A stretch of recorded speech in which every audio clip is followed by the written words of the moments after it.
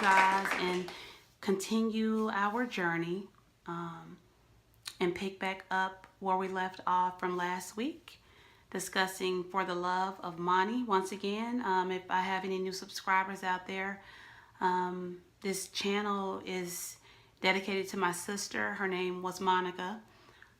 She passed away from a tumor, and I'm just trying to create as much awareness as I can so that I can kind of educate people on, some of the things that we may ignore when it comes to signs, some of the things that, goes on in everyday life, and we don't question it.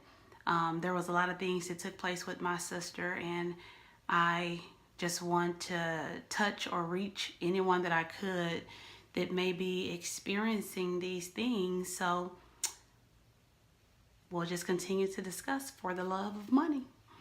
I don't want to take up too much of you guys' time. Like I said, I kind of went over last week because I just got so caught up into everything that's going on. But like I said, it's a lot of different things that took place in the situation with my sister. But I promise to continue to try to just stay on track, give you guys as much information as I can, and just keep you guys posted on things that may be out there that we're not catching, and things that just may seem to be the norm that's really not.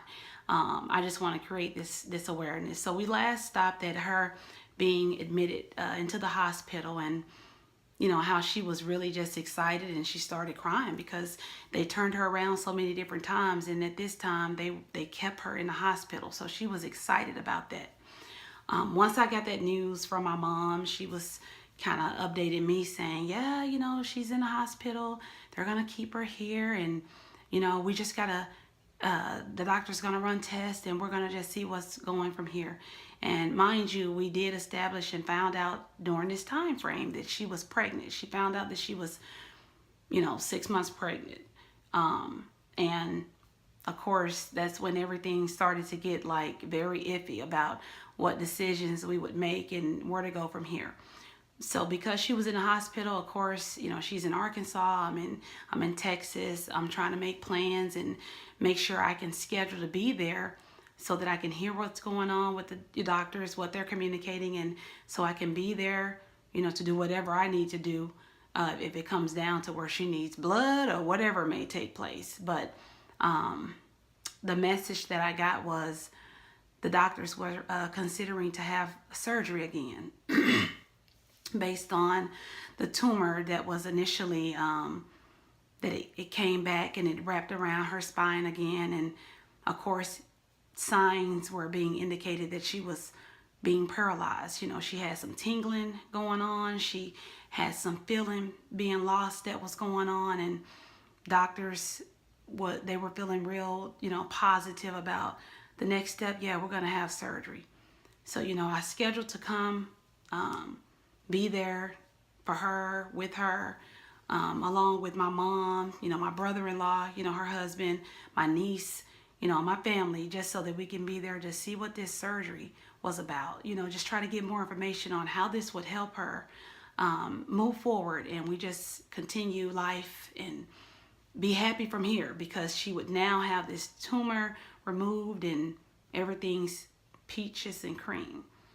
Mind you, I still in the back of my mind was thinking, how the heck are we going to do this? Because she's pregnant, and we're going to allow doctors to go in and remove something when she has a baby inside of her stomach. So, at this time, still processing everything, but not knowing, how this would work. But knowing when I got there, the doctors would give me more information on how do you make something like this work when this lady is pregnant, and she got this tumor in here. But I'm ready to hear what the doctors had to say. So of course, when I got there, they explained to my mom, myself, my brother-in-law on how awesome this would be, and how they're going to go in and do this surgery. And I remember talking to one of the doctors, and I said, hey, so if you don't mind me asking, what is it that's guiding you to go in so that you can make sure that you're tackling the correct spot to remove, this tumor. Like, did you see an x-ray? Do you have a visual somewhere and you're going to go in and remove this tumor and everything's going to be safe? And doctor said, no, actually I don't, but I'm so positive about where this thing is at. They don't give us like the road maps anymore. I really don't have a road map, but based on what I've observed, I know that I can go in here and remove this tumor. And I think I know exactly where the position is. And we come out, the tumor's removed and everything is fine. And I said, and the baby won't be harmed. No. This won't harm the baby. The baby's going to be okay. And guys, I'm really in my mind like, how the heck is this going to happen? But the doctor was just so confident, in everything that he was saying. I just had to pray that he understood what he was saying and that this would actually happen. So I said, how long will this surgery be? And he said it'll be about a 6-hour surgery or so. So the plan was for her to have the surgery. It was kind of a funny situation because I remember, because we were cracking jokes and we were just excited because we had this visual painted of she's going to go into this surgery. She's going to come out. The tumor's going to be removed. She's going to gain all this feeling back in her legs and everything is going to be good, So me and my brother-in-law at this time, it was something going on to whereas there was an issue with this FaceTime app.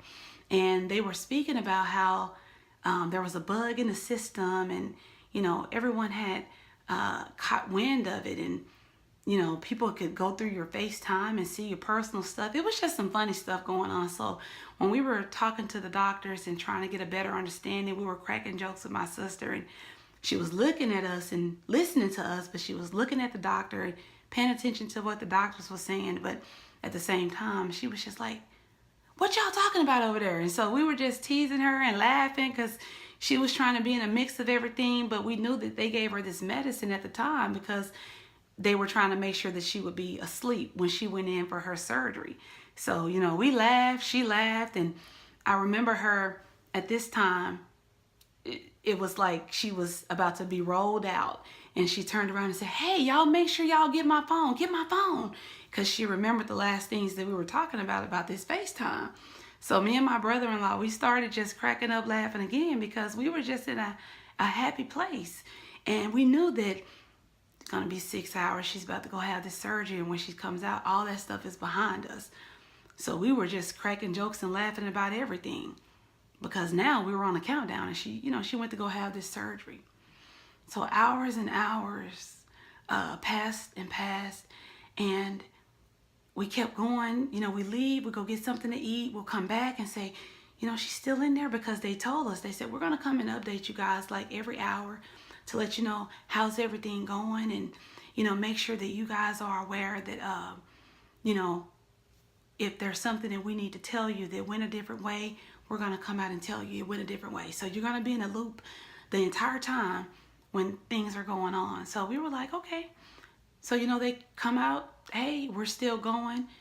Everything is going good. The first 3-4 hours, we kept getting that positive feedback of everything is going good. So, we felt very confident because one, before they rolled my sister in there, before we did start laughing and joking and playing around, one thing we did do, we held hands and we started praying and, we just gave everything over to God and just had our faith be in there with her, knowing that everything is covered, everything is good. So that's what allowed us to be, in high spirits and continue to laugh and joke and just be on the countdown for her to come back out. So, to fast forward just a little bit, we continued to wait for those updates. When it got to the very end, closer to the 6 hours, we noticed that they took longer of a time to come out. And we were like, well, wonder why they haven't came back out and updated us, But, we at this time went and checked and said they haven't came and updated us and we want to make sure everything is okay. So they did go and confirm with one of the doctors and they said, oh yeah, we checked for you guys and everything is fine. Everything's still going good.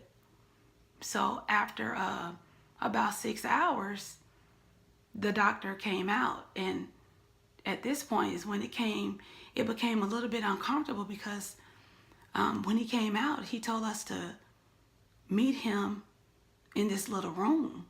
Now, if you've ever been to a hospital, this little room where he told us to come and meet him at is that room where they come and give you the bad news, and it's not good news that you're about to hear. So when he kind of waved for us to come and meet him in that room, it was a fear of, I don't want to go in there because I know that when you go into that room, it's something bad that's about to, you're about to tell me something bad, and I don't want to go.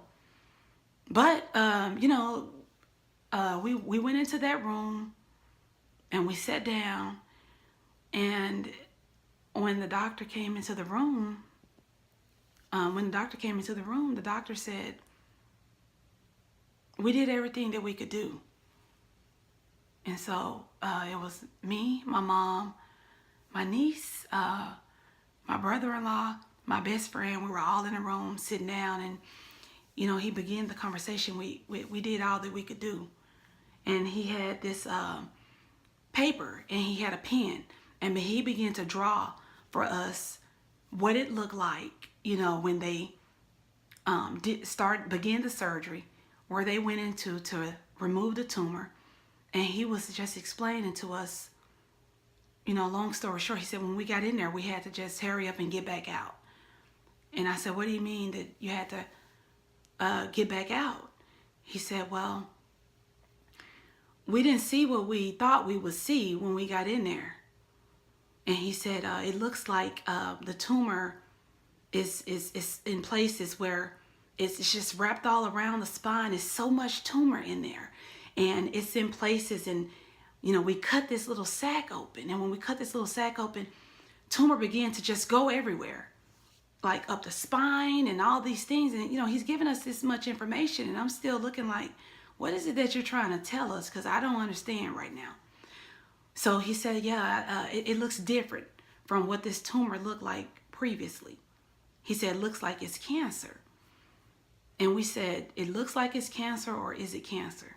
And he said, well, we don't know. We haven't done a test or anything, but we just had to get out of there. We had to close her back up. I said, after a 6-hour surgery, you have to close her back up, and you had to get back in there. This is the information that he's relaying to us. So at this point, he was like, we did all we can do. He just kept saying we did all that we could do. And I'm not understanding what he's meaning from that. And he had this sad look, and he backed up against the wall, and he just said, we couldn't reverse it. We couldn't stop it. She's paralyzed, and there's nothing that we can do at this point right now. We just have to wait for results to come back in. And he said, I'm sorry. And he got up and he walked out of the room. So my mom started crying. My brother-in-law started backing up against the wall, and he was like in disbelief. My best friend, she started crying. My niece walked out of the room. And me, I just sat there in silence. And they were like, why are you sitting there like that? And I said, because I don't understand what he just said. And they said, well, he's saying this. And I said, no, to me, he didn't say anything. To me, he said that he went in to remove something and he couldn't remove it. He's assuming that they have some type of possible cancers there, and he don't know for sure. So I wasn't able to accept anything that he said because he didn't show me anything in writing. So I couldn't allow my feelings or my emotions to take over at that point like everyone else did.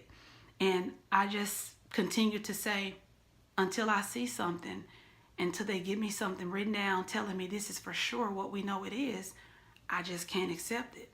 And from that point on, I just turned up a notch. Like, honestly, like, I'm now a part of this doctor team, and whatever is about to go on, I have to make sure that my mind is mentally there. I'm not overwhelmed with emotions, and I'm questioning everything.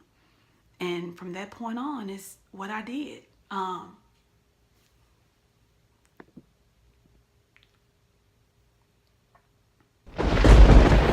So at that point, guys, I stopped the film, but to try to get you prepared for the next clip that's going to be coming out next week, I had to just turn up a notch.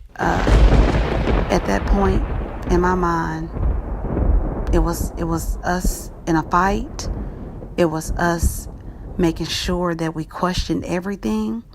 And it was me standing, side by side, just trying to make sure I could be the voice for my sister, because at this point I felt like I had to do whatever I could, and become an advocate and make sure that